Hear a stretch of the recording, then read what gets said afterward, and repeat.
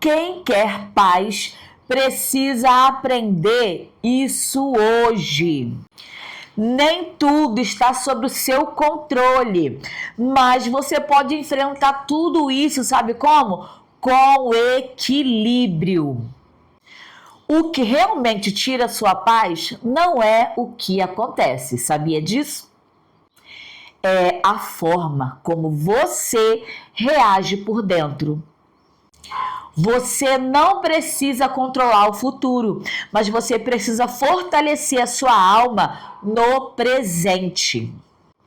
Faça simplesmente aquilo que está ao seu alcance. O restante, entrega na mão de Deus. Quem aprende a governar a si mesmo não é dominado pelo medo. Não é ausência de luta, é presença de confiança.